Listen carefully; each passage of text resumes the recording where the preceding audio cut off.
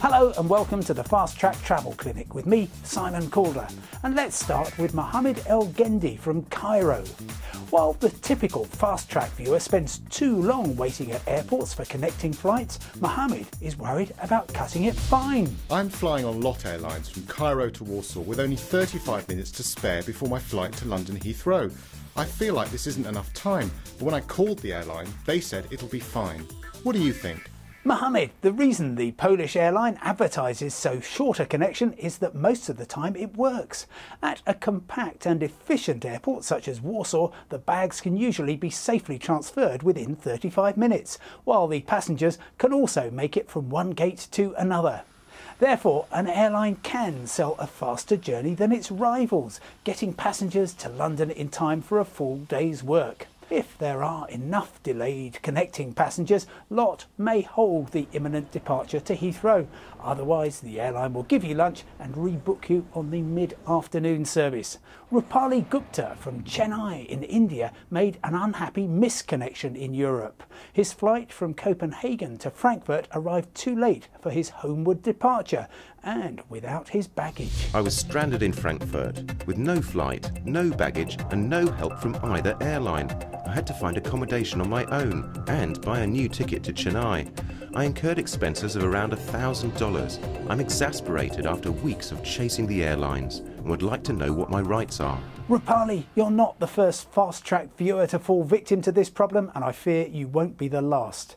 When you buy two separate flights and they fail to connect, there's little you can do except check your travel insurance to see if you have a valid claim.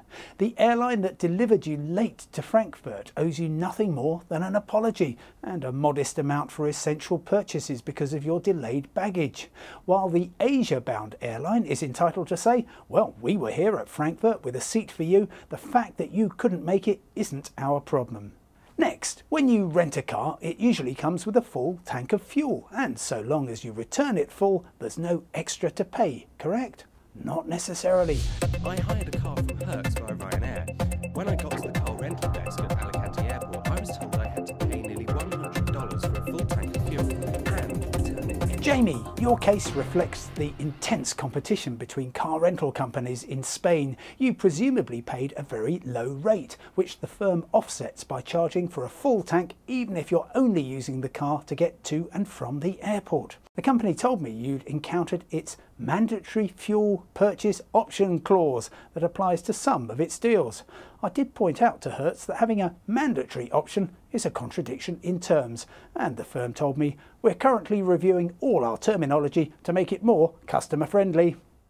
Finally, Lucy Ledres headlines her message, "Greetings from the Philippines," and explains she's soon to visit London with 3 relatives. This will be our first time. With so many hotels to choose from, I'm in a quandary. Which would you recommend for tourists who are on a tight budget?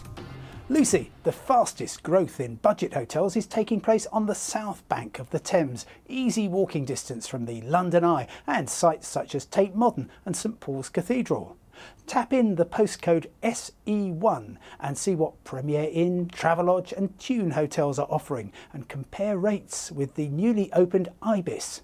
Reckon on $100 to $150 a night for each twin room, though you could pay about the same for a room for 4 at one of London's excellent, if basic, youth hostels. That's all we've got time for in this session of the Fast Track Travel Clinic. From me, Simon Calder, bye for now and see you next time.